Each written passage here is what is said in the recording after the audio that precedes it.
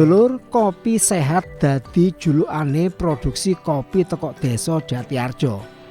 Gak cuma kopi ini tok sing garai sehat, apa maneh diombe anget-anget nok pucuke gunung sing saiki wis dadi jujukan wisatawan.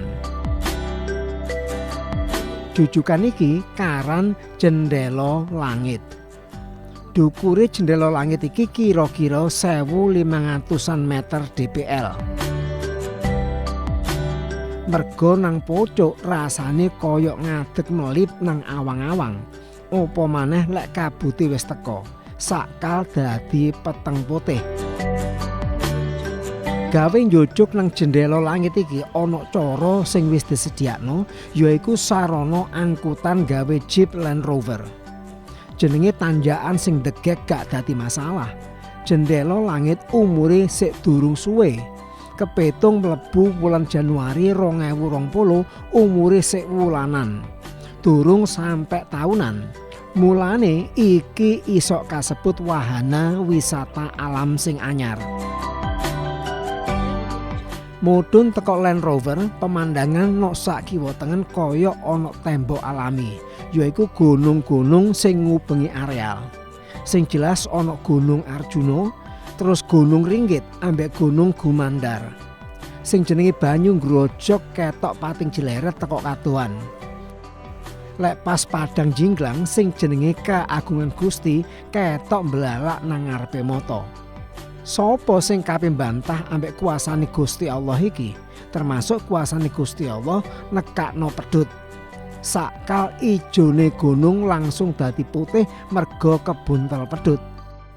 Lumantar anjang sono nang Gunung Arjuna, para jalma menungso iso ngregani kuasane Gusti, termasuk nyeruput enake kopi. Wedang kopi panas sing mongah-mongah lek gak ndang diseruput iso ilang sensasi enake ngombe wedang kopi nang gunung. Cak Dayat rumangsa bersyukur dadi wong desa sing desane sugih kaya. Tapi akeh kaya iso gak dadi rupa lek masyarakate gak gelem reka daya. Jendela Langit kepitung hasil reka daya sing cocok gawe ngombe kopi. Kopi Arjuna. Dulur, kampung kopi ngono arane. Warga sekitar termasuk para penggerak teko desa Jatiarjo ngarani wilayahe. Nah ning gone kene iki ya asale bumi perkemahan, terus dikembangno maneh. Lokasi ternyata ono satu pemandangan sing luar biasa. Kersane Gusti Allah, subhanallah, ciptaan Gusti Allah sing ancen tata cara nyiapno ngene iki ya dadi sarana kita nonton ya apa keagungane Gusti Allah. Alam Gunung Arjuna, Gunung Ringgit, Gunung Gumandar termasuk Arjuna dhewe iki. Nah, iki kabeh dulur dadi carane awak dhewe luwih cidhek karo kersane Gusti Allah, menikmati apa sing dadi karya ciptane termasuk kopi. Nandur kopi iku ya jari mbah-mbah biyen ya padha ae ambek cara kasare ngramut anak lah. Ya apa ngramut kopi mulai kait nandur sampai panen kudu dipantau, kudu dirawat terus. Begitu lali ngerumat, lali mupuk, lali mantau, kopi iku mau gak akan berkembang dengan baik.